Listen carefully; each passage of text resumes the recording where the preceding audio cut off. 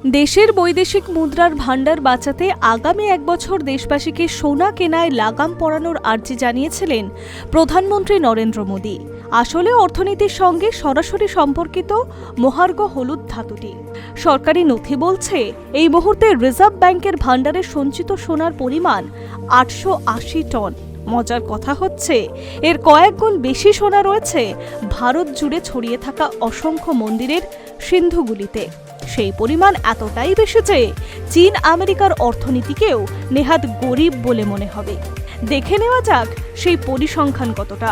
World gold কাউন্সিলের একটি তথ্য বলছে ভারতের সাধারণ নাগরিক এবং মন্দিরগুলি মিলিয়ে সোনার পরিমাণ 30,000 টনেরও বেশি। মন্দিরগুলির সিন্ধুকে গচ্ছিত সোনার পরিমাণ 4 থেকে 5,000 টন।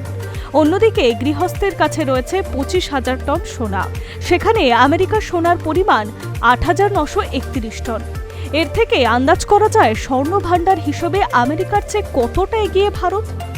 সমস্যা হলে এই সোনা দেশের অর্থনীতির বাইরে, যার কোনো হিসেব সরকারের কাছেও নেই। একটি জার্নাল সূত্রে খবর, ভারতের মন্দিরগুলির একটি প্রধান অর্থনৈতিক শক্তি, দেশের উন্নয়নের গুরুত্বপূর্ণ ভূমিকা পালন করে থাকে এই সোনা।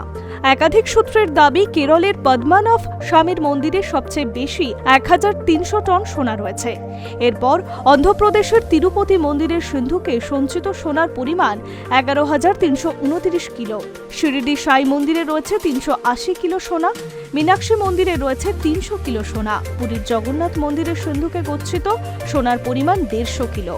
এছাড়াও ভারতের ছোট বড় সহ বিভিন্ন মন্দিরে কিলো কিলো সোনা রয়েছে বলেই অনুমান। সব মিলিয়ে এই সোনার পরিমাণ 4 থেকে 5,000 টন হতে পারে। মন্দিরের এই সোনা যদি কোনোভাবে আরবিআই এর আওতায় থাকা সরকারি কোষাগারে চলে আসে, তবে দেশের সোনার ভাণ্ডার হবে 4,880 টন। সাধারণ নাগরিকরাও যদি সঞ্চিত সোনা দান করে দেন, তবে তা পৌঁছাবে 30,000 টনে। বলাই বাহুল্য, সেক্ষেত্রে আমেরিকা চীনের মতো বৃহত্তম আর্থিক শক্তিকেও পিছনে ফেলে দেবে ভারতের জিডিপি। বাস্তব তেমনটাই বলছে। 1965 সালে দেশের গভীর আর্থিক সংকট তৈরি হয়েছিল। সেই সময় তিরুপতি মন্দির ভারত সরকারকে 125 কিলো সোনা দান করেছিল, যা কাজেও লেগেছিল। অতি সম্প্রতি 2025 সালে তামিলনাড়ু 21টি মন্দির মোট 1,000 কিলোগ্রাম সোনা রাজ্য সরকারকে দান করেছিল।